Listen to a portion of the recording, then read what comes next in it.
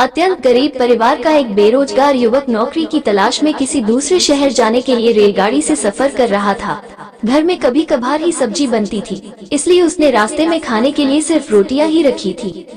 आधा रास्ता गुजर जाने के बाद उसे भूख लगने लगी और वो टिफिन में से रोटियां निकालकर खाने लगा। उसके खाने का तरीका कुछ अजीब था। वो रोटी का एक टुकड़ा लेता और उसे टिफिन के अंदर कुछ ऐसे डालता मानो रोटी के साथ कुछ और भी खा रहा हो, जबकि उसके पास तो सिर्फ रोटियां थी। उसकी इस हरकत को आसपास के और दूसरे यात्री देखकर हैरान हो रहे थे। वो युवक हर बार रोटी का एक टुकड़ा लेता और झूठ मूठ का टिफिन में डालता और खाता। सभी सोच रहे थे कि आखिर वो युवक ऐसा क्यों कर रहा था।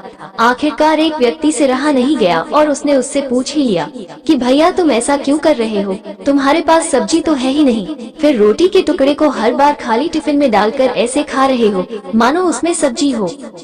तब उस युवक ने जवाब दिया, भैया इस खाली टिफिन में सब्जी नहीं है, लेकिन मैं अपने मन में ये सोचकर खा रहा हूँ कि इसमें बहुत सारा अचार है, मैं अचार के साथ रोटी खा रहा हूँ। फिर व्यक्ति ने पूछा, खाली टिफिन में अचार सोचकर सूखी रोटी को खा रहे हो, तो क्या तुम्हें अचार का स्वाद आ रहा है? हाँ बिल्कुल आ रहा है, मैं रोटी के साथ अचार सोचकर खा रहा हूँ और मुझे बहुत अच्छा भी लग रहा है, युवक ने जवाब दिया। उसके इस बात को आसपास के यात्रियों ने भी सुना और उन्हीं में से एक व्यक्ति बोला, जब सोचना ही था तो तुम अचार की जगह पर मटर पनीर सोचते, शाही गोभी सोचते, तुम्हें इनका स्वाद मिल जाता। तुम्हारे कहने के मुताबिक तुमने अचार सोचा तो अचार का स्वाद आया, तो और स्वादिष्ट चीजों के बारे में सोचते तो उनका स्वाद आता। सोचना ही था तो भला छोटा क्यों सोचे, तुम्हें तो बड़ा सोचना चाहिए था।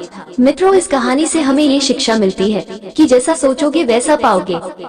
छोटी सोच होगी तो छोटा मिलेगा, बड़ी सोच होगी तो बड़ा मिलेगा। इसलिए जीवन में हमेशा बड़ा सोचो, बड़े सपने देखो तो हमेशा बड़ा ही पाओगे। छोटी सोच में भी उतनी ही ऊर्जा और समय खपत होगी जितनी बड़ी सोच में, इसलिए जब सोचना ही है तो हमेशा बड़ा ही सोचो।